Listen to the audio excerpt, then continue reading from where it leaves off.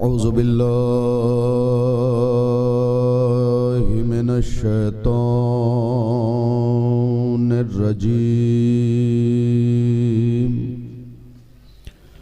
बिस्मिल्लाहिर रहमानिर रहीम। अल्हम्दुलिल्लाहि रब्बिल आलमीन वस्सलातु वस्सलामु अला सय्यिदिल अंबिया'i वल मुरसलीन अला सय्यिदिना व नबिय्यिना शफीई ज़ुनूबिना तबीबी नुफूसिना हबीबी क़ुलूबिना अबिल क़ासिम मुहम्मद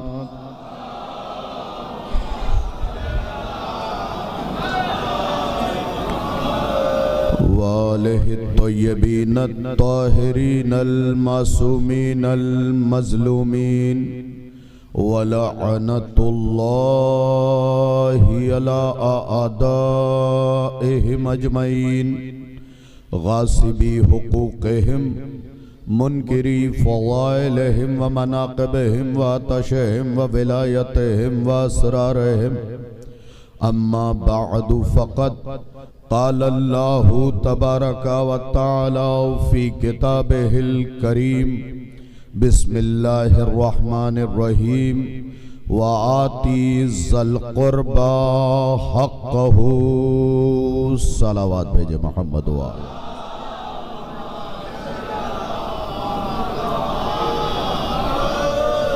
मुल्तमिस हूँ कि एक मरतबा सूरह अल-हम्द और 3 मरतबा सूरह इखलास की तिलावत फरमा कर मरहूम व मग़फ़ूर मौलाना अता हुसैन साहब नजफ़ी इब्न हाजी मज़ाहिर हुसैन साहब, हाजी मज़ाहिर हुसैन इब्न सज्जाद हुसैन साहब, हमीदा बानो बिनते हकीम आबिद हुसैन, कनीज़ सकीना बिनते मौलाना अता हुसैन साहब, हाजी गदा हुसैन इब्न हाजी मज़ाहिर हुसैन साहब, नरजिस खातून शमशीर अली इब्न हाजी गदा हुसैन, नसीम हैदर इब्न अली हैदर साहब के रूह को इस साल फरमा दें।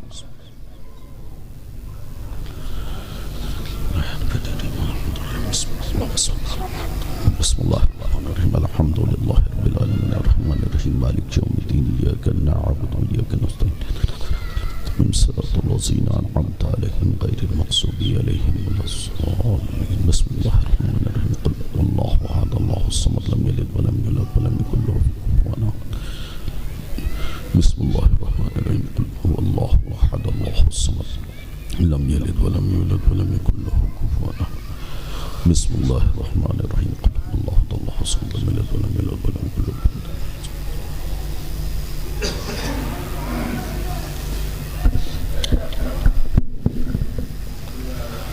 सलावत इनायत फरमा दे मोहम्मद व आले मोहम्मद।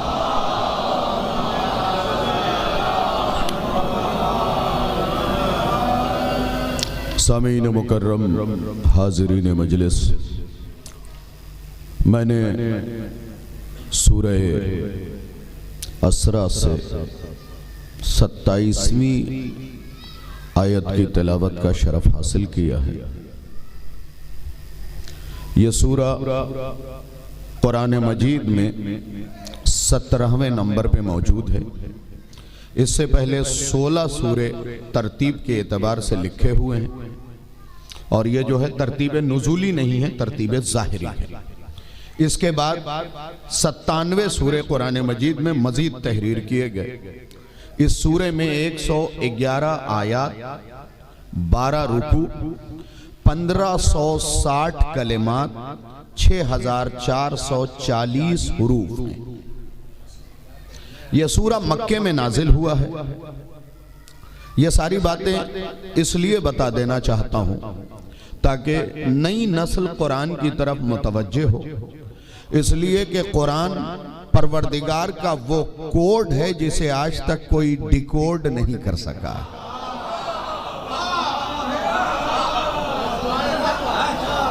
कोई भी डिकोड इसे नहीं कर सका है। तो ये बातें बताने के बाद जब 1560 कलेमात हैं, 6440 हुरूफ हैं, यह सूरा मक्के में नाजिल हुआ है, 27वीं आयत की तिलावत का शरफ मैंने हासिल किया है। मासूम से पूछा गया कि मौला एक सलावत और भेज दे मोहम्मद वालिम।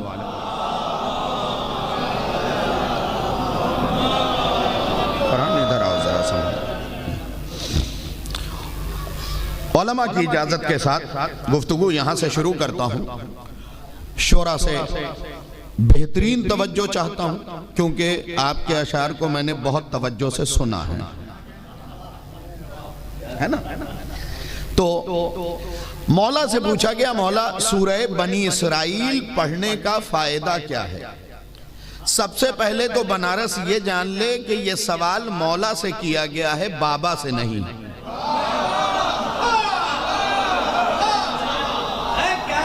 ये याद रखिएगा, ये मौला से पूछा गया है, किसी कुटिया वाले बाबा से नहीं पूछा गया है। और मौला के दहन से जो अल्फाज निकलते हैं वो लौहे महफूज के लिए तकदीर हैं। ये लौहे महफूज क्या मुकद्दर है, इनके जबान से अदा करदा अल्फाज। मुतवज्जे हो गए। मौला से पूछा गया क्या है सूरह बनी इसराइल पढ़ने का फायदा, सूरह असरा पढ़ने का फायदा। ये सारा मजमा बोलेगा और किबला थकन भी जाती रहेगी।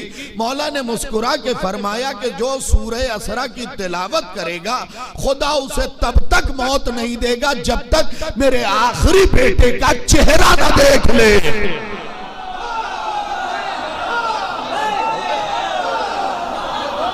जब तक आखिरी इमाम का चेहरा न देख ले तब तक वो मरेगा नहीं। और अगर उसे मौत आई भी तो खुद इमाम उसे उठा के अपना चेहरा दिखाएंगे। अच्छा, बात यहीं पे तमाम हो जाती है रम भाई, तो मैं भी रुक जाता। इमाम ने कहा सिर्फ तिलावत करने वाला चेहरा नहीं देखेगा। लीजिए, इससे बड़ा तोहफा हो ही नहीं सकता मजलिस में जो पढ़ा जा सके। मासूम ने फरमाया सिर्फ चेहरा नहीं देखेगा बल्कि तिलावत करने वाले का नाम आखिरी इमाम के असहाब में लिख दिया जाएगा। असहाबे इमाम में, अंसारे इमाम में, अगर शबे जुमा तिलावत कर रहे हैं तो असहाबे इमाम में, अंसारे इमाम में आपका नाम लिख दिया जाएगा।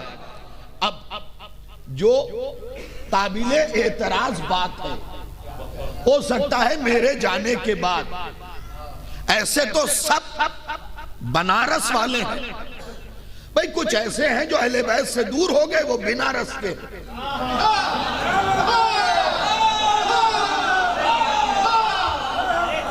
तो मौलवी साहब हो सकता है कोई सवाल कर ले कि हमने सैकड़ों मरते हुए देखे जो कि सूरह असरा भी पढ़ते थे, यानी सूरह बनी इसराइल भी पढ़ते थे, लेकिन उन्होंने इमाम का चेहरा नहीं देखा। भाई यही तो बनारस वालों समझाना चाहता हूं। साहिबाने इल्म तवज्जो करे, इमाम का वादा क्या है, मासूम का चेहरा देखेगा। यही तो शाहिद रिजवी समझा के उसके दांत घिस गए। मियां देखना और है, पहचानना और है।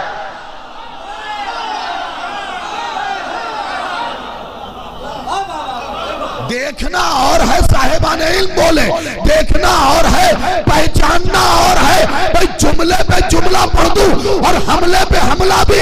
देखना और है, पहचानना और है। जिसने देखा वो हुरमुला बना, जिसने पहचाना वो हुरमुला।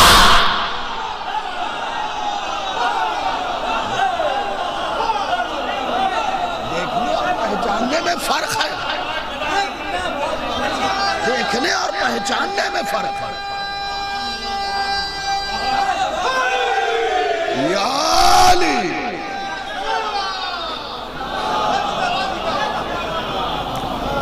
अच्छा, भाई ने नारा लगाया, जिन बंदों ने 5-7 थे जिन्होंने नारे का जवाब नहीं दिया। फरहान मियां, आपसदारी की बात है, नमक भी खा चुका हूं।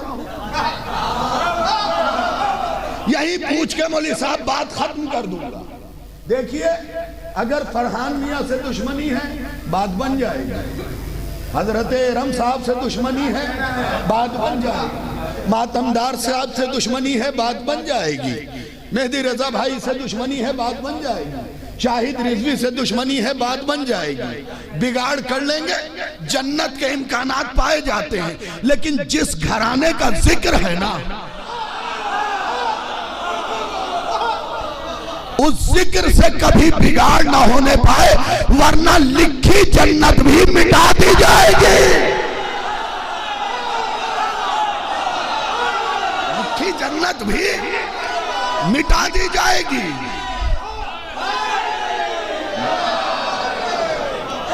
लिखी हुई जन्नत भी मिटा दी जाएगी। हमेशा अहले, ये तो दुनिया का भी उसूल है बनारस वालों, कि अगर मैंने किसी का नमक खाया है और उसके जिक्र पे चेहरा उतार लूं, पूरा बनारस कहेगा नमक हराम मौलवी का, तो फिर तुमने तो फातिमा के महर का नमक खाया। अल्लाह अकबर, सैयदा के महर का नमक खाया है। यहां बोलिए, यहां खामोशी नहीं चलेगी। और जब भी अली का नाम लीजिए ऊंची आवाज में लीजिए, क्योंकि शाहिद रिजवी अपना 12 साल पुराना जुमला फिर दोहराएगा कि याद रखो बनारस के मोमिनीन, शर्मा के उसका नाम लिया जाता है जिसने किसी मैदान में शर्मिंदा किया हो।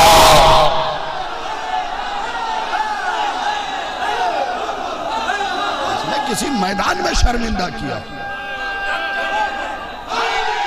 किसी मैदान में।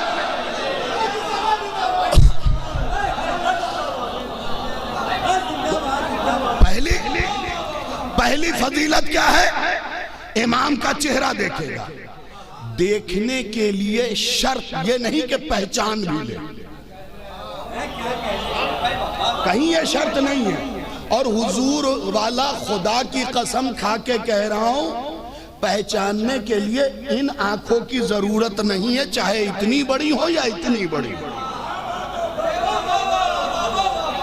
चाहे इतनी बड़ी हो या इतनी बड़ी, पहचानने के लिए इन आंखों की जरूरत नहीं। अबू बसीर पैदाइशी अंधे, कुन्नियत अबू बसीर, दोनों आंख से अंधे थे। और कुन्नियत नुमा लक़ब क्या है? अबू बसीर, बसीरत वालों का बाप। एक सलावत भेज दे मोहम्मद वाले।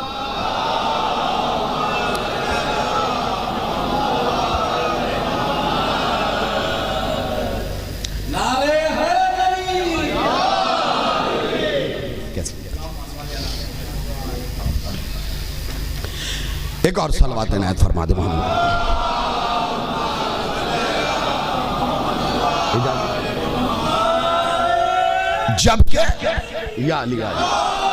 जबकि दोनों आंख में रोशनी नहीं है। और कुन्नियत नुमा लक़ब क्या है? अबू बसीर। बसीरत वालों पे फौकियत हासिल है हजरत अबू बसीर को। क्यों? क्योंकि इनका दिल रोशन है। बोलिएगा मेरे साथ, दुआ कीजिए कि इस आंख की रोशनी चली जाए, लेकिन कभी दिल की रोशनी, कोई बशर दिल का अंधा ना हो, दिल का अंधा ना हो। वरना होता क्या है, मोहम्मद अरबी के साथ जिंदगी भी गुजार ले और सो भी जाए। नहीं गौर किया मौली साहब? अभी चंद साल पहले एक ईसाई ने एतराज किया कि मुसलमानों के प्रॉफिट के पास कोई पावर नहीं है, क्योंकि उसके 2 सहाबी उसके दाएं बाएं लेटे हैं, लेकिन आज तक कोई मौजूदा नहीं हुआ। जब ये एतराज मेरे पास आया, मैंने फौरन जवाब दिया कि भाई साहब, अगर फ्यूज बल्ब ट्रांसफार्मर के पास भी रख दो ना, तो कभी रोशन,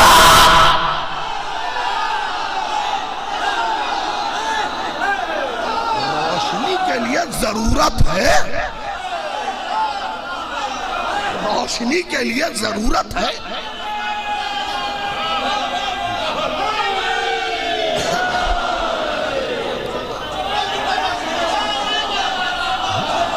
फ्यूज बल्ब आप रख दीजिए, पावर हाउस के पास रख दीजिए, कभी उसमें रोशनी नहीं आएगी, क्योंकि खुद फ्यूज है। तो भाई मोहम्मद अरबी के कमालात इन पे इसलिए असर नहीं डाल सके कि शजरा ही खराब था।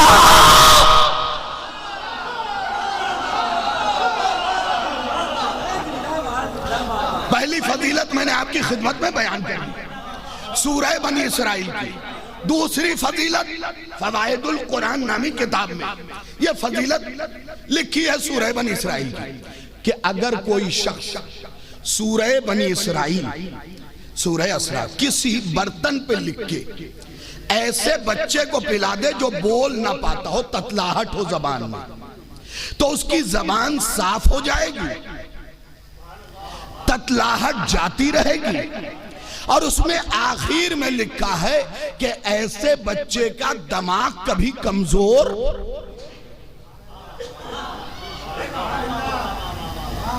भाई मोमिन के चेहरे को देखना भी इबादत है, हाँ? आलिम के चेहरे को देखना इबादत है। तो मैंने अपनी इबादत तो मुकम्मल की, अब आप अपनी इबादत मुकम्मल करें। दूसरी फजीलत क्या है, फवाइद में लिखा हुआ है कि अगर इसे किसी बर्तन पे लिख के इसका पानी पिला दिया जाए तो जबान से ततलाहट,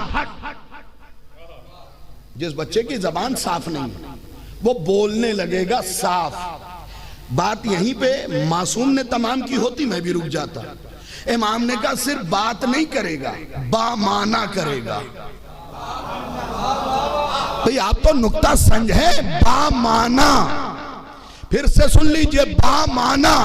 बोलना कमाल नहीं है, बात में जो वजन है उसमें कमाल है। और तीसरी बात यह लिखी है कि अगर पी लिया तो मेमोरी वीक नहीं होगी, हाफजा खराब नहीं होगा। तो फिर मौलवी साहब तुझे थोड़ा सा तबर्रा पढ़ने का हक है कि अगर कोई एक सूरे को लिख के पी ले तो उसका दिमाग खराब नहीं होता। तो जिस मोहम्मद के सीने पे कुरान उतरा है, अगर कोई उसके दिमाग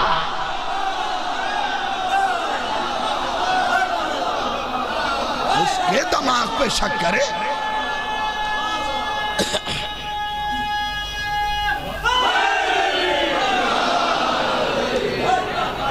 अगर कोई उसके दिमाग पे शक करे तो फिर शक करने वाले पे शक किया जाएगा। मोहम्मद अरबी के एक साल बाद भेजे मोहम्मद वाले, मोहम्मद अरबी के दिमाग में नहीं, जिसने उंगली उठाई अब उसके दिमाग की तहकीक होगी। और ऐसे ये वो लोग हैं जो तहकीक के काबिल हैं ही नहीं, इन्हें आप रद्दी के टोकरे में पड़ा रहने दे, यही सही है। इसलिए कि कूड़े को जितना कुरे देंगे बदबू उतनी बढ़ेगी। आज तवज्जो किया होता आपने, जरा सा बोल लीजिएगा, कूड़े को जितना कुरे देंगे बदबू में उतना इजाफा होगा। भाई यही तक रहने दीजिए कि आप सहाबियत का डंका बजाते रहिए और हम दरे सैयदा पे आने की वजह से इन्हें काफिर साबित करते रहे। दरे सैयदा जलाने की वजह से, गुस्ताखी करने की वजह से काफिर साबित करते रहे। आप जितना जोर मार सकते हो मार लीजिए, आप ईमान तक साबित नहीं कर सकते। जितना जोर मारना हो मार लीजिए, आप ईमान साबित नहीं कर सकते। आपकी किताबों से ईमान साबित नहीं। भाई अमीर कायनात से, अमीर कायनात पहले अली, चौथे अली कौन? अली इब्न हुसैन, चौथे इमाम दूसरे अली। उनसे पूछा गया, किसने पूछा? वो अली खुरासानी, सरकार क्या ख्याल है कातिले सैयदा के बारे में? कुछ बात तो किबला माइक से हटके भी होनी चाहिए। क्या ख्याल है कातिले सैयदा के बारे में? इमाम ने कहा काफिराने काफिरुन मन अहब्बहुमा, दोनों के दोनों काफिर हैं और जो इनसे मोहब्बत करे वो भी काफिर है।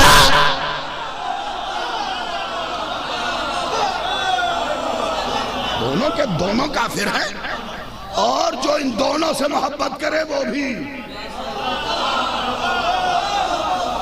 एक जुमला कह रहा हूं क़िबला और उलमा से मुझे इस पे दुआ चाहिए, दुआ चाहिए फिक्रे पे। मैं दाद क़िबला मेहदी रजा साहब नहीं मांग रहा हूं, दुआ चाहिए, शोरा दुआ करें। कायनात का सबसे झूठा आदमी वो है जो सैयदा को राज़िया मर्जिया कहे। फिर सुनिए और पीछे का मजमा तक सुने। कायनात का सबसे झूठा आदमी वो है जो फातिमा को राज़िया कहे और कातिल को रज़ी अल्लाह कहे।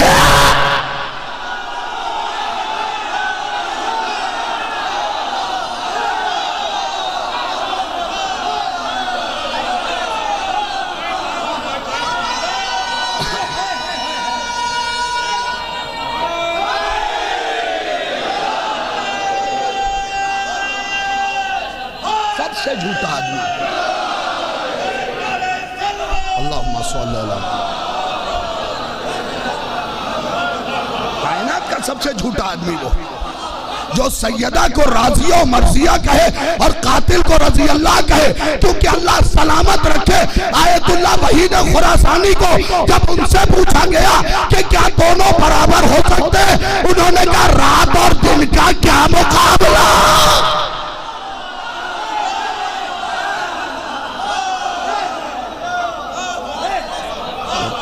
कोई तकाबुल है ही नहीं, दोनों एक जगह जमा हो ही नहीं सकते। और ये भी कुछ नौजवान इस बात को गौर से सुन और समझ ले। बहुत से लोग ऐसे हैं जो लफ्ज़ तबर्रा पे ही उतना बुरा मुंह बनाते हैं जितना बुरा वो नहीं बनाते जिन पे किया जा रहा है।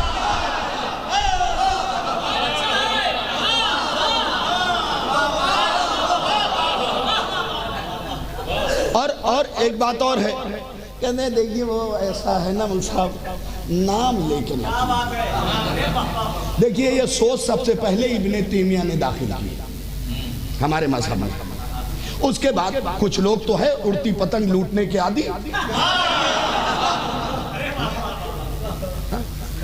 अगर नाम लेके लानत नहीं करना, दलील क्या है कि जब अल्लाह ने नहीं किया तो हम क्यों करें।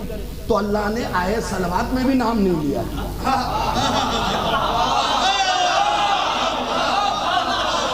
वहां भी हाँ, ये अलग मसला है कि तबर्रे का अपना सलीका और तरीका। बहुत गौर से सुन लीजिएगा जो तरीका बता रहा हूं। उलमा ने तबर्रे की मिसाल नमाज से दी है और कहा वैसे ही वाजिब है जैसे नमाज। अगर समझ गए ना तो खुदा की कसम पूरी जिंदगी दुआ देंगे। उलमा ने तबर्रे की मिसाल नमाज से दी है। किससे भाई?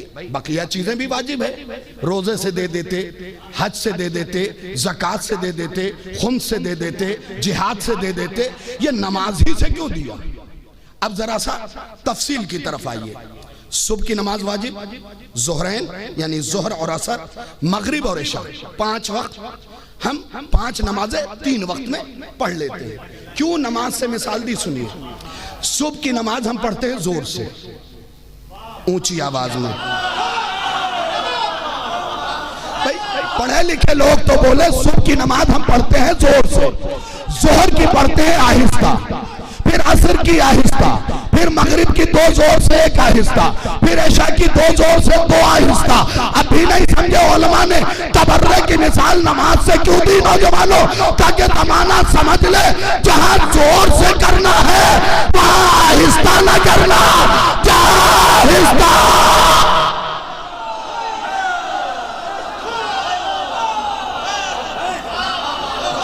जैसे जो तरीका और सलीका है, अगर ऊंची आवाज में, अब अगर कोई इंसान जानबूझ के रोज सुबह की नमाज आहिस्तगी से पढ़े, अल्लाह के फरिश्ते कूटेंगे। हमने कहा था ऊंची आवाज में पढ़ने के लिए। तो तबर्रे का जो मकाम है उस मकाम के तहत तबर्रा कीजिए। कहीं ऊंची आवाज में करना है तो पूरा जोर लगाइए।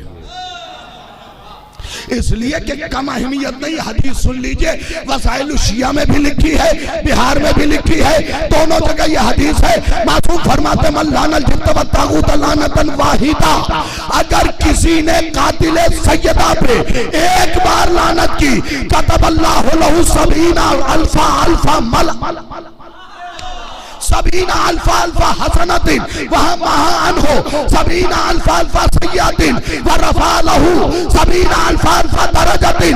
मासूम का फरमान है, जो कातिल सैयदा पे जाग के सुनना, कातिल सैयदा पे एक बार लानत करेगा, अल्लाह उसके नामे आमाल में 7 करोड़ नेकियां।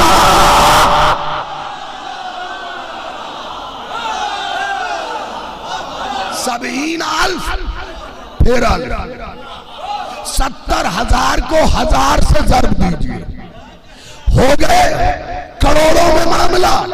लेकिन कमाल क्या है, माबूद ये जिब्राइल से लिखवा देता, यहां पे तूने अपना रखा। मासूम ने क्या कहा, कतबल्लाह, अल्लाह लिखेगा, तो फिर शाहिद रिज़वी को तो पढ़ने का हक है ना।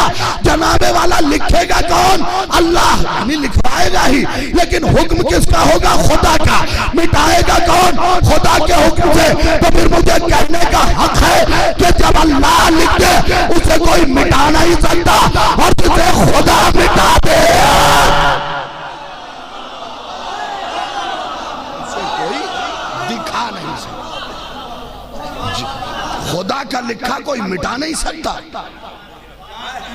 और खुदा का मिटाया हुआ कोई दिखा नहीं सकता। यानी गुनाह नापैद सिर्फ एक बार। हाँ, लेकिन ये याद रखिए कि ऐसा ना हो कल से लाना शुरू और गुनाह भी शुरू। इसलिए कि लोग बड़े तेज हैं साहब, हर आदमी अपने मतलब की बात निकालता है, और ये जा वो जा।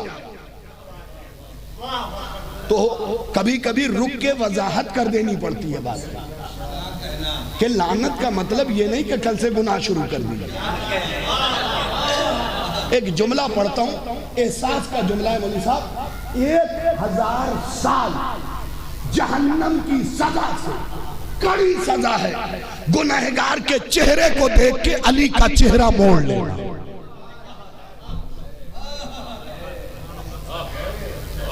मेरे नजदीक 1000 साल के जहन्नम की सजा से सख्त सजा है अली का चेहरा फिरा लेना। तो ऐसा कोई काम कीजिए ही नहीं कि अहले बैत चेहरा मोड़ ले। कोशिश कीजिए कि अहले बैत खुश होके आपको आपकी जन्नत दे। इसलिए कि ईद के दिन बाप नालायक बेटे को भी ईदी देता है। भाई पीछे वालों बात पहुंच गई। नालायक बेटे को भी ईदी देता है, लायक बेटे को भी ईदी देता है, मगर दोनों में फर्क है। लायक को गले से लगा के देता है, नालायक को चेहरा फिरा।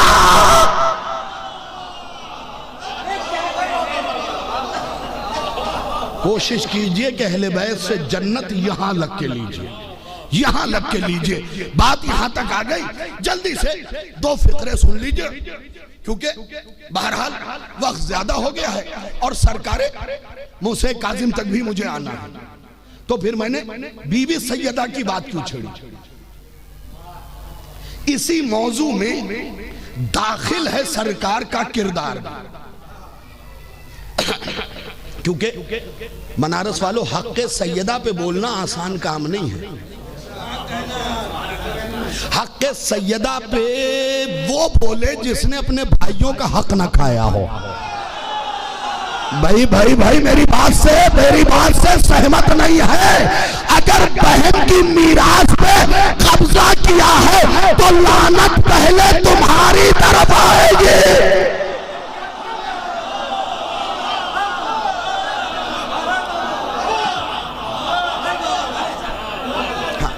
जल्दी से सुन लीजिए। देखिए इस आयत के ज़िम्न में तफसीर दुर्रे मंसूर जिल्द नंबर 4 सफ़ा नंबर 177 अल्लामा जलालुद्दीन सूती लिखते हैं कि जैसे ही वह आती ज़ल कुर्बा हक़्क़हू की आयत आई, मोहम्मद अरबी ने फदक फातिमा को दे दिया। क्या हुआ? एक बार अजीजम ऋषि साहब नजर कीजिएगा इस मजमे की तरफ। क्या किया? फदक फातिमा को दे दिया। ये है शाल अज़ा कह लीजिए, अज़ा के दिनों में मैं इस्तेमाल करता हूं।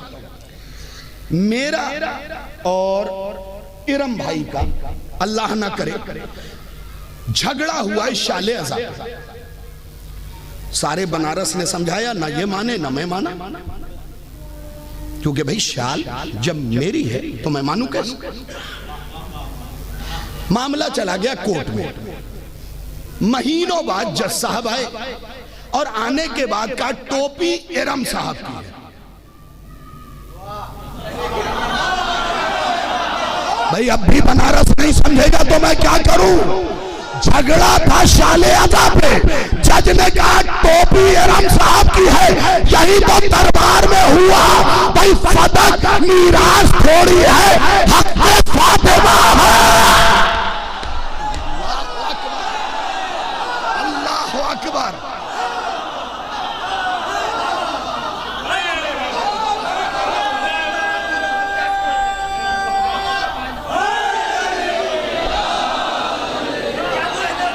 बस बेदार होके सुन लीजिए, हक अदा हो जाएगा। फदक मीरास थोड़ी है, क्योंकि ये तो बुजुर्ग भी जानते हैं कि जो मरने के बाद मिले उसे मीरास कहते हैं, जो जिंदगी में दे दिया गया है।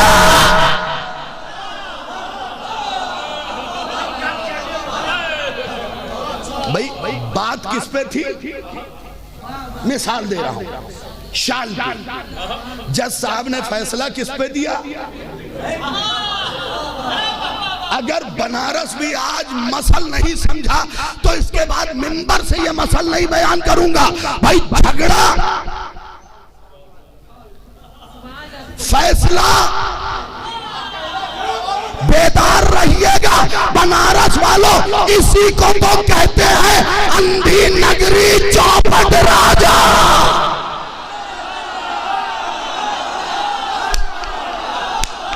इसी को तो कहते हैं।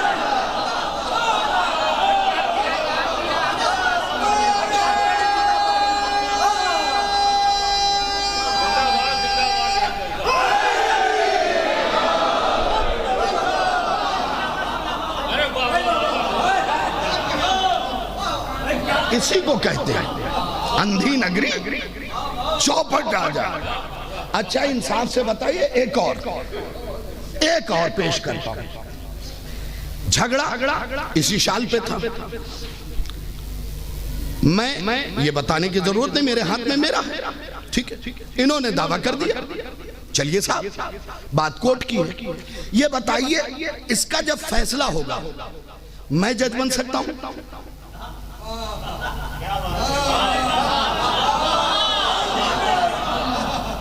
इंडियन कोर्ट पैनल के तहत गुफ्तगू कर रहा हूं। मैं जज बन सकता हूं, ये जज बन सकते हैं। पूरी दुनिया का कानून ये है कि ना ये जज बनेंगे ना मैं जज बनूंगा। काश तवज्जो किया होता आपने। भाई जरा सा बोलिएगा।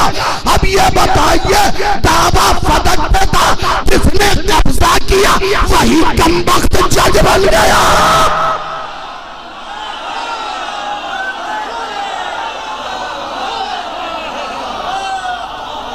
जिसने दावा किया, जिसने फदक पे कब्जा किया वही जज बन के फैसला दे रहा है। अरे भाई इसीलिए तो कहा था अंधी नगरी।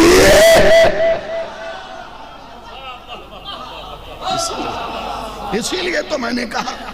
अच्छा मामला क्या है?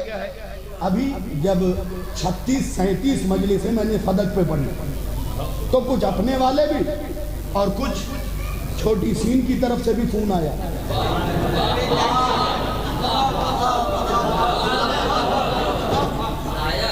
कि कब तक फदक पढ़ते रहिएगा। भाई साहब ये बताइए, अगर कोई हमारी अम्मा की जायदाद पे कब्जा करे तो मोहल्ला थोड़ी बोलेगा अरे कहां बैठे हुए आप? अगर कोई हमारे घराने की जायदाद पे कब्जा करेगा तो हम ही तो दावा करेंगे, अरे भाई फदक हमारी मां फातिमा का है।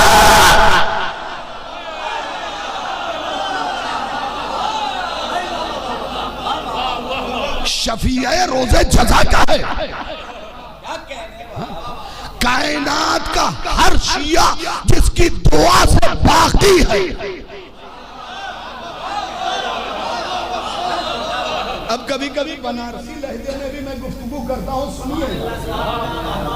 फोन आया, रिजवी साहब कब तक फदक पढ़ते रहिएगा?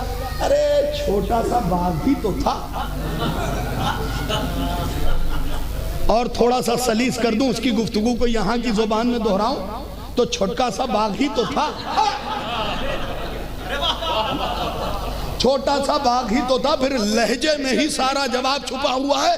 उस सब ने कहा भाई कब तक फदक पढ़ते रहिएगा, छोटा सा बाघ ही तो था। मैंने जलाल के आलम में कहा अगर फदक छोटा सा बाघ था तो तुम्हारे पड़के से खलीफा ने कब्जा काहे किया?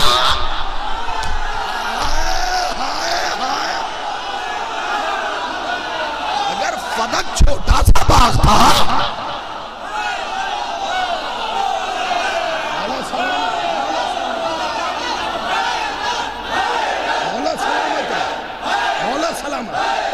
सारे मिलके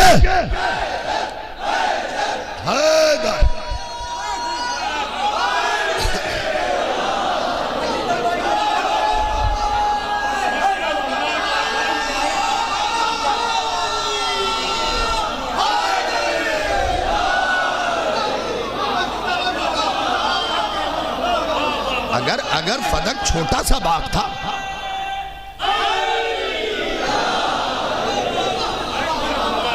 और बनारस के नौजवान बुजुर्गान से माफी, आपके लिए मजलिस नहीं पढ़ता। सीधी सी बात, मैं तो आपके पहलू में बैठ के रिज़्क़ इल्म चुनता हूं।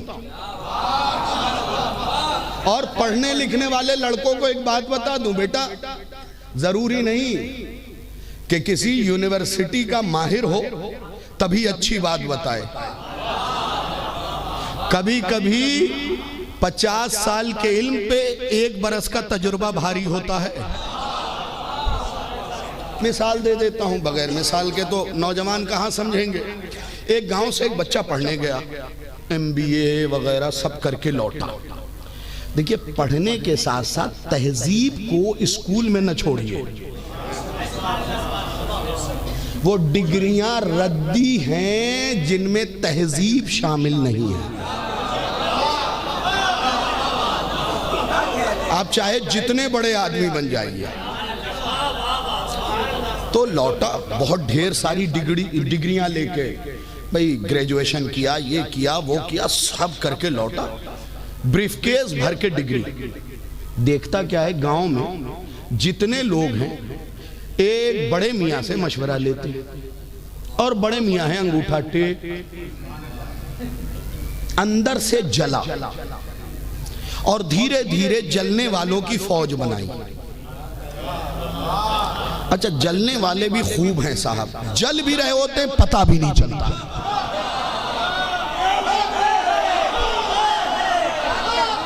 पता भी नहीं चलता है, खूब जलते हैं। हाँ? जलते रहते हैं। अच्छा, जलने का खासा है शय का गर्म हो जाना, तो वो बदन से कहीं भी आपको नहीं लगेगा जले हुए, लेकिन बात हमेशा जली कटी ही कहेंगे। देखिए, बात बहुत तजुर्बे की आपको बता रहा हूं नौजवानों। तो देखा जो है उन्हीं से MBA किए हुए, ग्रेजुएशन, ये सारी डिग्रियां अपर क्लास की लिए हुए। यार मुझसे तो कोई कुछ पूछ ही नहीं रहा। अच्छा मियाँ कुछ पढ़े लिखे नहीं, तो धीरे धीरे अपने जैसों की फौज बनाई, और अपनों को अपने मिल ही जाते हैं। जो जिस मिजाज का होगा ना, उसको उसी मिजाज के बंदे मिल जाएंगे। अगर कौम में कोई मुनाफिक है तो देखिएगा उसकी दोस्ती सारे मुनाफिकों से होगी।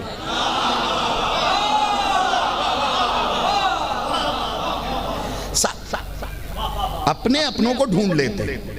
तो मुनाफिकों से आपको दोस्ती मिलेगी। और अगर कोई साहब, बनारस में एक बात खुले लफ्जों में कह दूं मुल्क साहब, कि अगर कोई साहब ये कहें कि मेरी सबसे बनती है तो समझ लीजिएगा मुनाफिक है।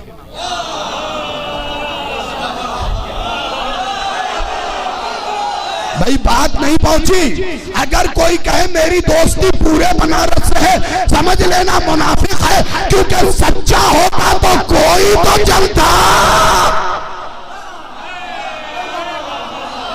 ये तो मुमकिन ही नहीं है साहब कि सारे दोस्त हो जाए।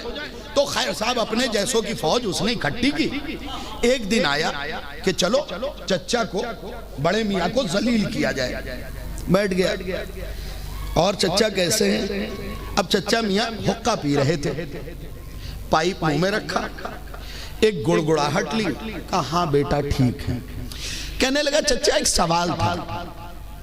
फिर एक सीप लेने के बाद, एक गुड़गुड़ाहट लेने के बाद कहा करो। लहजे पे बोलिएगा साहब, करो करो करो। कहा चच्चा कर तो ले, मगर सवाल साइंस का है और आप ठहरे। जवाब सुनिएगा चच्चा का पहला जो दिया है। कहा बेटा साइंस हमारे जमाने में भी थी, लेकिन हम तुम्हारी तरह उड़ते नहीं थे। साइंस हमारे जमाने में भी थी, लेकिन हम तुम्हारी तरह उड़ते नहीं थे। कहा ठीक है, वो तो आप जले हुए, आपके पास डिग्री नहीं है, आपको पता है साइंस कितनी तरक्की कर चुकी है। चचा का जवाब सुनिएगा साहब, दिल खुश हो जाएगा। साइंस कितनी तरक्की कर चुकी है? कहा क्या तरक्की की है? कहा साइंस ने पता लगा लिया है कि ये जो मक्खी उड़ती है ना, इसके पूरे बदन पे आंख ही आंख है। आंख ही आंख है, ये सही बात है। पूरे बदन पे आंख ही आंख है। चच्चा ने हुक्के के पाइप को एक तरफ रखा और रखने के बाद कहा साइंस से कहो 1000 आंख उसे और दे, लेकिन इतनी आंखों का क्या फायदा जब उसे बैठना गंदगी भरी है।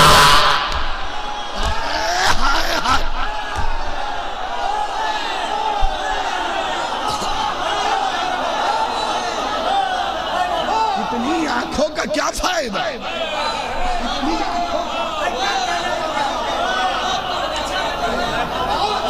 इतनी आंखों का क्या फायदा जब उसे बैठना गंदगी पे ही है। लीजिए मैं मौजू की तरफ पलटा, उनकी तरफ से आवाज आती है हमारे यहाँ लाखों में हाफिज कारी, हाफिज कारी, हाफिज कारी। तो साहब इतने हाफिज का क्या फायदा जब कुरान में हक के साथ वाला था।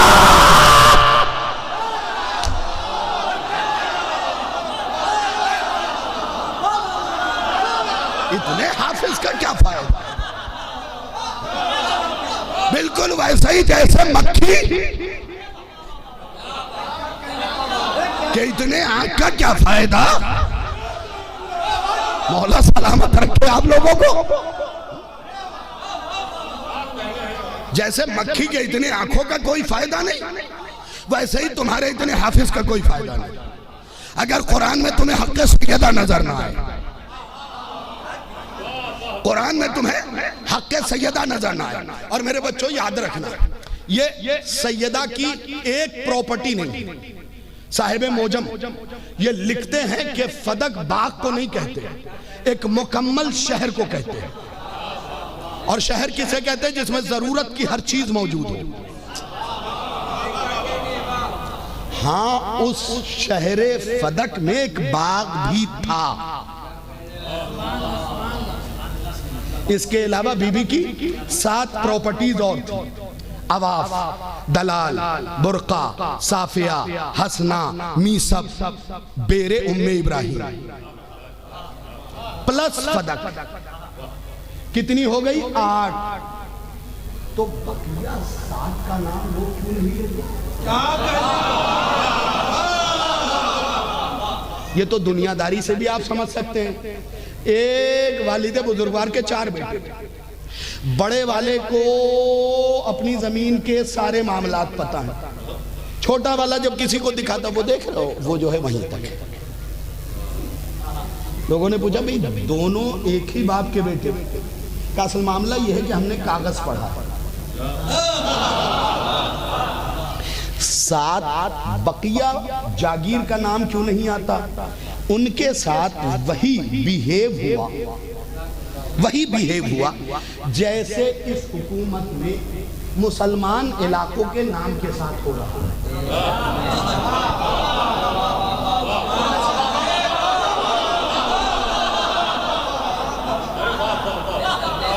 जैसे इस हुकूमत में मुसलमान इलाकों के नाम के साथ हो रहा है। पहले दौर से ये कोशिश की गई कि इन जागीरों के नाम बदल दिए जाएं। फिर फदक का क्यों नहीं बदला गया? अरे बनारस वालों, फदक का नाम कैसे बदले? ये तो मुसलमानों के गले की वो हड्डी है जो ना उगली जाएगी ना निगली जाए। बस ना उगली जाएगी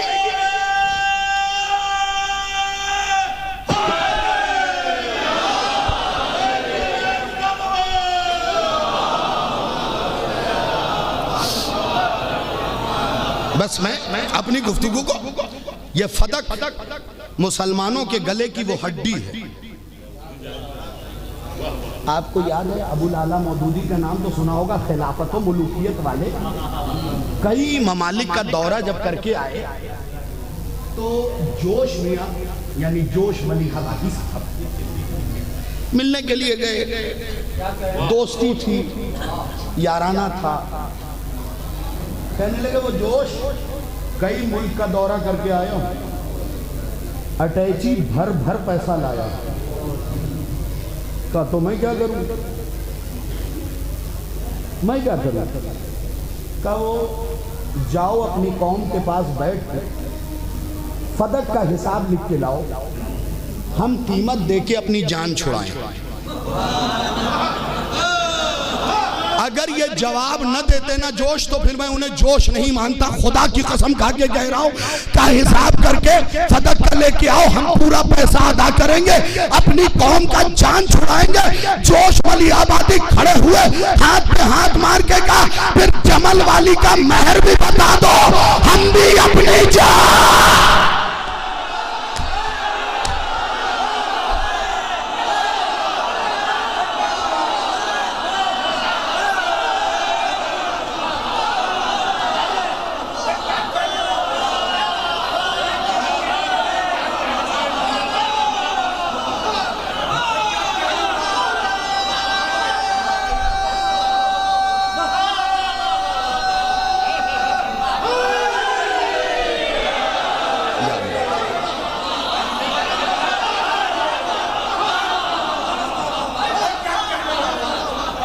कुछ लोग अब भी चुप बैठे हुए। हुजूर अहले बैत की फजीलत में बोला कीजिए, अल्लाह ने ये ज़बान गीबत करने के लिए नहीं दी है, अली की फजीलत पे गीबत करने के लिए नहीं दी है, अहले बैत की फजीलत पे बोलने के लिए।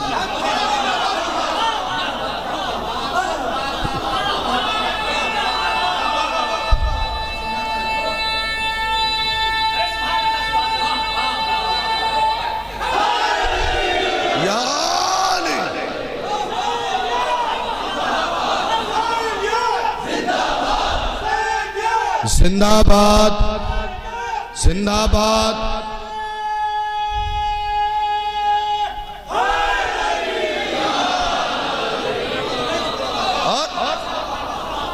और मैं नौजवानों को नसीहत करना चाहता हूं, बुजुर्गान को भी। देखिए, एक रोटी कम खाइए लेकिन बच्चों को जरूर पढ़ाइए। और नौजवानों से कहूंगा कि अपने भाइयों को सिविल्स की तैयारी करवाओ, आईएएस, आईपीएस। पता नहीं ये क्या हमारे कौम में एक बीमारी आ गई है इस वक्त, हर दूसरा आदमी फरहान मियां नेता बनने की कोशिश कर रहा है। चेहरे देख लो सारे। हाँ बोल साहब, हर दूसरा आदमी नेता बनने की कोशिश कर रहा है। मैं पूरे बनारस को मुखातब करके कह रहा हूं, मेरे नौजवानों याद रखना, अगर नेता बनोगे ना तो पूरी जिंदगी फेसबुक पे यही लिखोगे, भैया जी के साथ।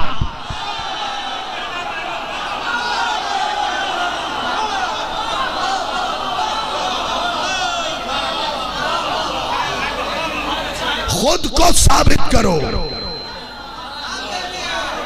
जब आजम खान ने कहा था ना अपनी स्पीच में कि शिया है ही क्या, ये तो नमक की तरह है, तो मैंने पहली मुहर्रम को जवाब दिया था आजम खान, अगर हम ना होना तो सारा खाना बदमजा है।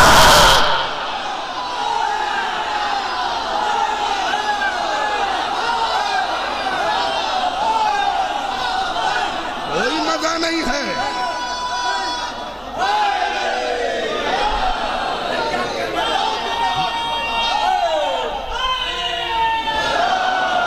ये उस वक्त की बात है जब तूती बोला करती थी। हमेशा हक के अहले बैत पे गुफ्तगू कीजिए, हमेशा हक के अहले बैत पे गुफ्तगू कीजिए। और ये याद रखिए कोई छोटी प्रॉपर्टी नहीं थी फदक। जहां भी ला इलाहा इल्लल्लाह का साया है वो सब फदक में है। लीजिए मैं 7वें इमाम तक आ गया, पढ़ना तो बहुत कुछ था लेकिन दामने वक्त में गुंजाइश नहीं है। 7वें इमाम तक आ गया। हारून रशीद ने आपके 7वें मौला को बुलाया, मूसा कासिम मौला।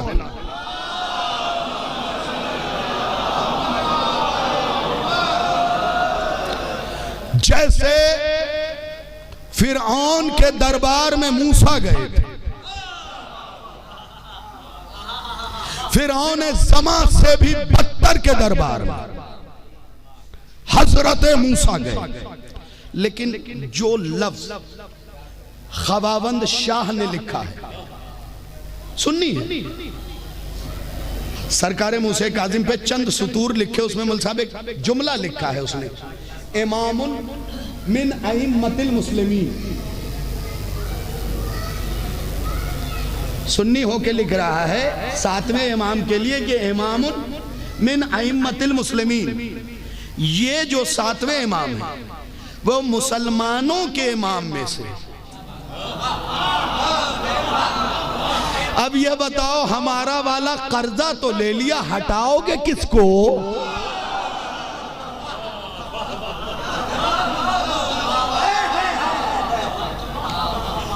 क्योंकि तुम्हारे यहां भी नाम लिखे हुए हैं। और मुझे तो कभी कभी खुदा की कसम हैरत होती है, वो दूसरे नंबरी ने फदक पे कब्जा किया था, है ना? इससे ज्यादा वजाहत नहीं कर सकता हूं साहब।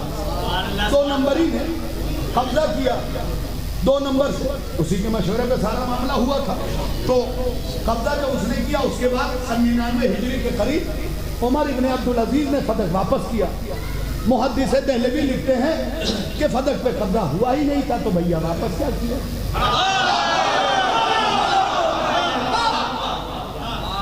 साहब ये बताइए जब खिलाफत की एक फहरिस्त बनेगी तो या तो ईमानदार खलीफा होगा या गासिब होगा। कमाल ये है साहब कि तुम्हारी फहरिस्त इतनी नाकारा है कि जिसने फदक लूटा वो भी खलीफा।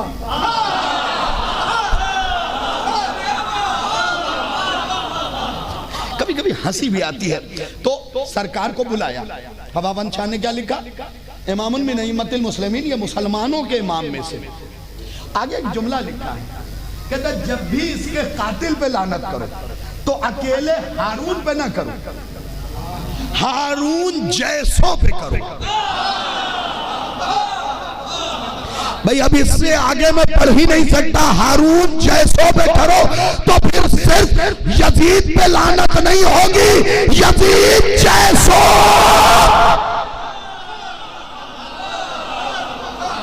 तो बुलाया उसने, वक्त नहीं है और मैं गुफ्तगू को समेट रहा हूं। बुलाया उसने, इमाम गए। पहले तो आपने मना किया। बुलाया किस लिए था? हमें फदक वापस करना है। इमाम ने पहले मना किया, छोड़ो जाने दो, तुम वापस नहीं कर पाओगे। अरे मैं कह रहा हूं मैं वापस करूंगा।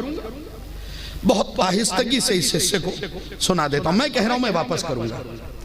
इमाम ने कहा ठीक है, फिर हम आते हैं। इमाम ने क्या किया, एबा मोहम्मद अरबी की, कबा मोहम्मद अरबी की, पटका मोहम्मद अरबी का, अमामा मोहम्मद अरबी का, लेकिन जुल्फकार अली की। इमाम गए, बस आखिरी जुमला इमाम गए, उसने कहा सरहद बताइए। इमाम ने पहली सरहद बताई, हारून की आंखें फटी की फटी रह गई। क्या कहा? अदन। इमाम ने दूसरी सरहद बताई, हैं? ये भी फदक में है। इमाम ने तीसरी सरहद बताई, ये भी। इमाम ने चौथी सरहद बताई, कहा ये भी। उसके बाद हारून रशीद खड़ा हुआ। खड़ा होने के बाद कहता जब ये सब फदक में है तो मेरे पास रहा क्या? इमाम ने उठ के कहा बगैर मोहम्मद की बेटी के बचा क्या?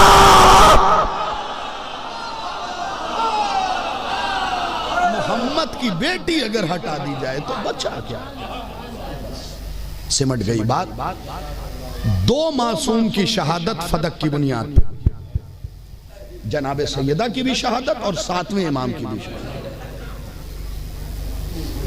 यही वो जगह चीज थी जिसने हारून के सीने में वो चोट पहुंचाई।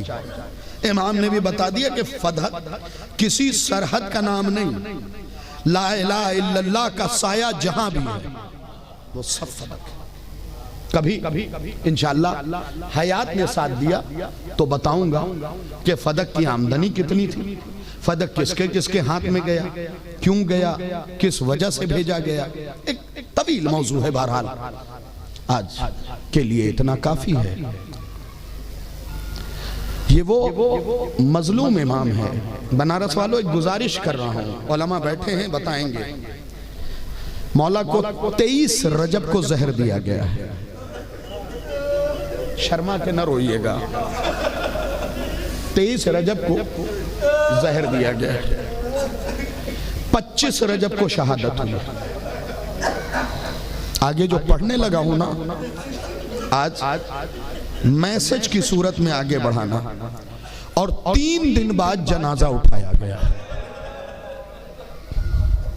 पढ़ दूं जो पढ़ना चाहता हूं भाई।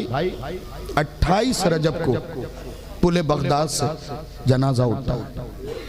मैं हमेशा 25 की मजलिस जहां भी पढ़ता हूं उनसे गुजारिश करता हूं कि अगर 28 रजब का जुलूस निकालना ना तो एक ताबूत अपने सातवें इमाम का भी रख ले।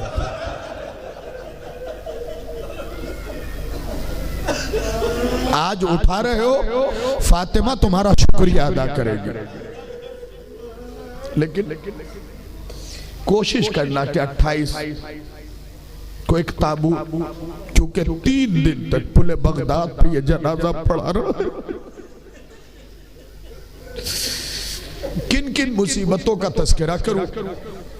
आओ, एक सुन्नी किताब से इमाम की मुसीबत पढ़ता हूं, एक शिया किताब से, और एक बुजुर्ग आलिम का फिक्रा दोहराता हूं। जो सुन्नी ने लिखा वो ये है कि इमाम नमाज अदा कर रहे थे, जब फौजी आए हैं इमाम को गिरफ्तार करने के लिए। मौलाना अगर इस मजमे में से कोई आपके इस अम्मामे को खोल के आपके गले में बांध दे,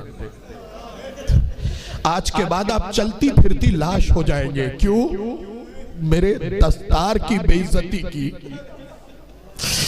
चीख के रो सकते हो तो रो लेना। इमाम नमाज पढ़ रहे थे, फौजी आए, अम्मामा खोल के गले में बांधा और खींचना शुरू किया।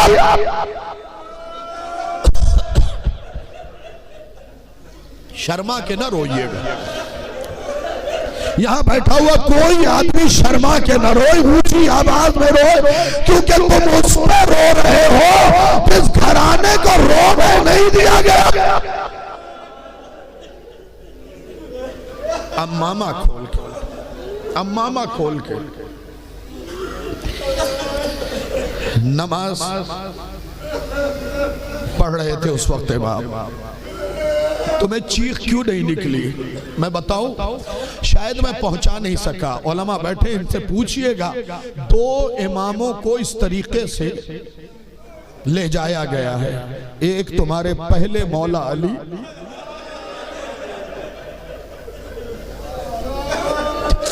लेकिन मैं कहूंगा या अली, जब आपके गले में रस्सी बांधी गई तो आपको पकड़ने के लिए फातिमा मौजूद थी।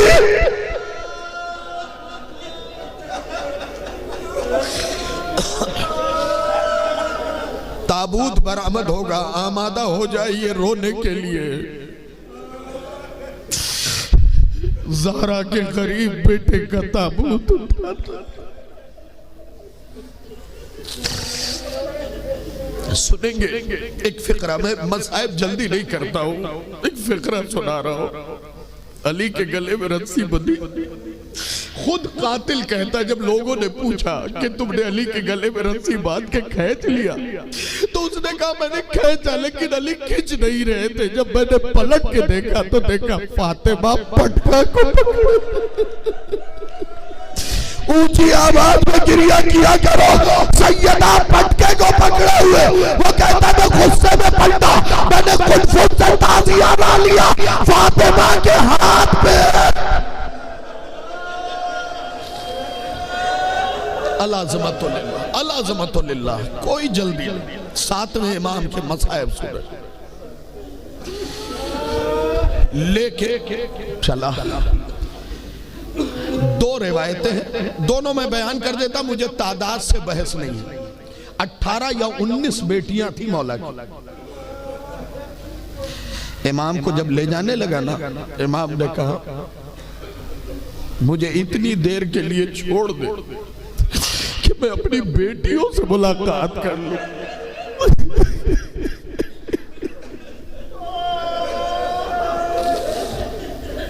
खुदा आपकी बेटियों को सलामत रखे, इतनी देर के लिए छोड़ दे कि मैं अपनी बेटियों से मुलाकात कर लूं। उनकी आदत है जब तक नमाज के बाद मेरी दस्तबोसी नहीं कर लेती, खाना नहीं।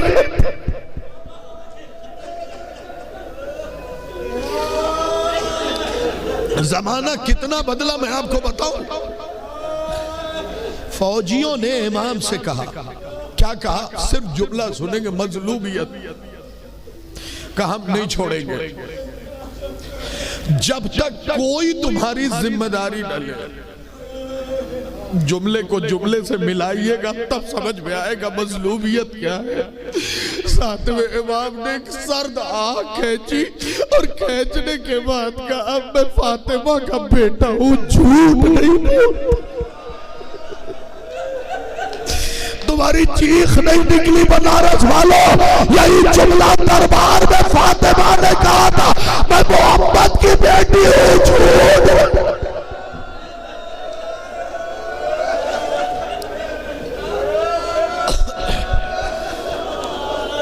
अभी यह गुफ्तगू हो ही रही थी कि एक शख्स आया, कहने लगा छोड़ दो इसे, मैं जिम्मेदार बन के यहां खड़ा हूं। सुनेंगे मसाइब का ताल्लुक आहिस्तगी से दर्द को महसूस करने का होता है। फौजियों ने कहा या तो तुम मदीने के नहीं हो या मुसलमान नहीं हो।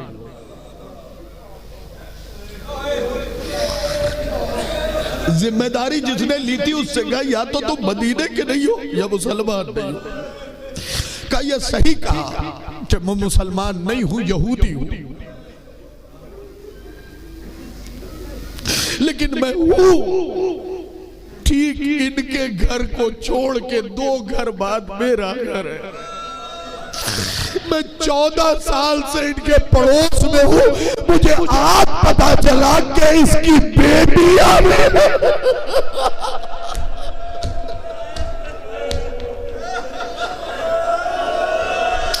अल्लाह अकबर, मुझे आज पता चला कि इसके घर बेटियां भी है। एक फौजियों से जाने दो।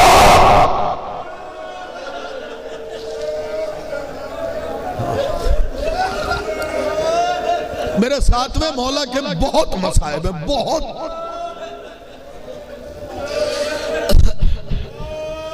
मौला पे इंतहाई असीरी गुजर गई, जिंदान में जवानियों पीरी गुजर गई। आइए सुनिए, दो जुमले सिर्फ सुनाना, एक सुना दिया, एक दो और सुनाऊंगा। इमाम गए, इमाम को आता देखा, बेटियों ने घेरा बनाया, बाबा कहाँ चले गए? इमाम ने कहा मैं आखिरी मुलाकात के लिए आया।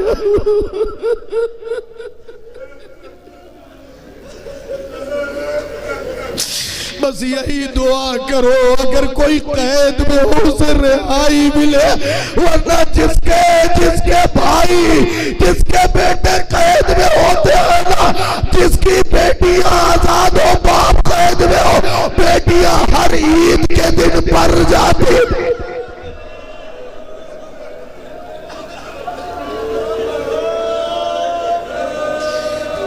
ईद के दिन बेटियों का एक खासा है, उन्हें ईद के दिन उनका बाप चाहिए। और इमाम की तो 28 ईदें निकल जाएगी। बेटियों ने हल्का किया, बाबा रजब कभी, बाबा आप जा रहे चंद महीनों बाद ईद।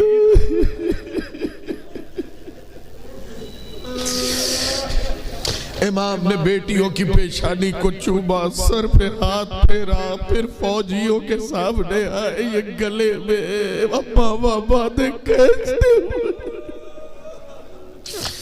ज्यादा तवील अरीज नहीं, बहुत गिरिया किया, आपने सुन लीजिए इमाम की क्या हालत थी।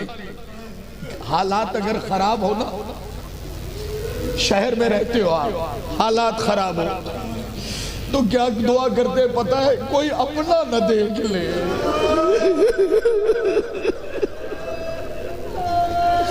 इमाम जब सिंधी बिन शाहिक के कैद खाने में थे ना, तो एक चाहने वाला आया, उसने कुछ दौलत दी कि मुझे इमाम को एक झलक देखने दे।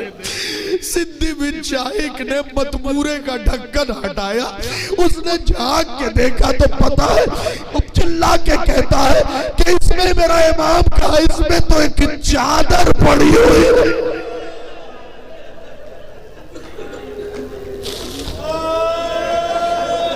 ये हालत हो गई थी, गोश्त बदन का खत्म हो गया था।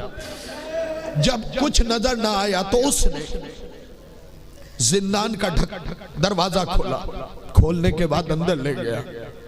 मेरी तरफ देखिएगा, अगर समझ गए तो घर पे भी बिलक बिलक के रोएंगे।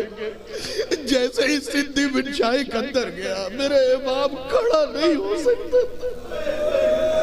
उलमा बैठे, इनसे पूछिएगा इमाम के बारे में, किबला ये लफ्ज है या नहीं इमाम की सलवात में कि मेरा सलाम हो उस इमाम पे जिसकी पिंडली की हड्डी चूर चूर हो।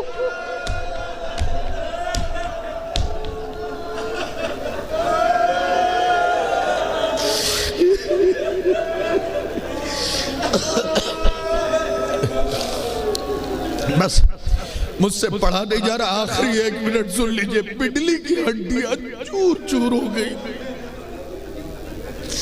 मरजूज का लफ्ज इस्तेमाल है, रज्जा से जिसके बाद चूर चूर हो जाने के ये हालत थी। तो सिंधी बिन शाहिक गैज़ो गजब के आलम में अंदर गया।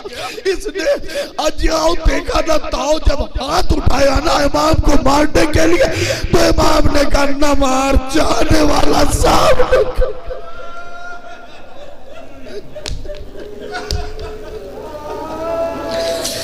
बस आखिरी जुमला, दो मासूम के बारे में ये लफ्ज है। आयतुल लवहीद खुरासानी ने एक जगह जनाब सैयदा के लिए लिखा है, कानत कल खयाल, बीबी का बदन तो था ही नहीं, साया। अली ने साया दफनाया। ये हालत हो गई थी, बीबी का गोश्त सारा गल गया था, और साथ में इमाम के लिए मिलता है कि बदन पे हड्डी के अलावा। अल्लामा ज़ीशान हैदर जवादी की किताब से एक जुमला पढ़ूंगा। इस जुमले के बाद आपको पता है, उलमा से पूछिएगा, जब किसी को जहर दिया जाता है ना हुजूर, तो वो तड़पता बहुत है। हर जवान इस फिक्र को याद रखेगा, जो उसका जहर दिया जाता है ना वो तड़पता जरूर है। इमाम को जहां रखा गया था वो कुआं था, गड्ढा था। 40 दिनों के बाद उसकी हालत क्या थी पता है? उसमें न इमाम लेट पाते थे,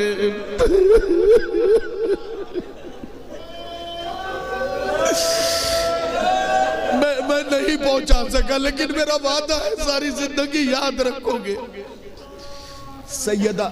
सैयदा के बारे में ये लफ्ज है कि बीबी न दाहिने करवट लेट पाती थी, न बाएं करवट, न पुश्त के बल। मौलाना मैं अपनी आंखों से पुश्त के बल। सैयदा रसूल के बाद दरवाजे वाला वाकया जो हुआ ना, इसके बाद सैयदा लेटती नहीं थी, बल्कि छठे इमाम मुफज्जल से कहते कि घुटनों में सर दे के बैठी रहती थी। नहीं हो सकता है मेरे जाने के बाद पूछे कि फातिमा लेट क्यों नहीं पाती थी।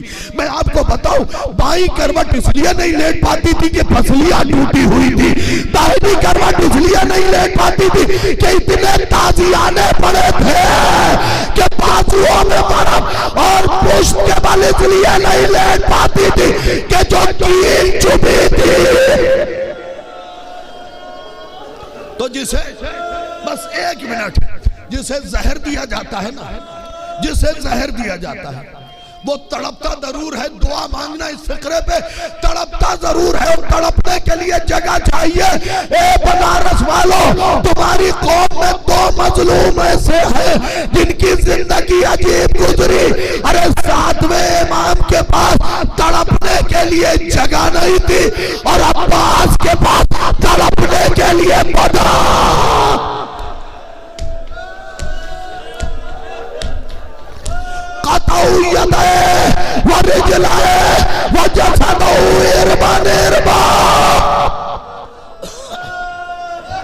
अज़ादारों, इसी पे ताबूत आ जाएगा, संभाल के उठाना।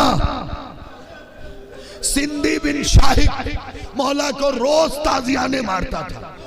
जब आखिरी जुमला, ये अल्लामा जवादी ने अल मुख्तसर से इतना तो लिखा है कि जब इमाम की शहादत हुई ना, देखना मेरी तरफ, ये मसाइब देखने से ताल्लुक रखता, तो जो आए थे जुल्म करने के लिए, उन्होंने इमाम को कालीन के ऊपर रखा, फिर कालीन लपेट दी।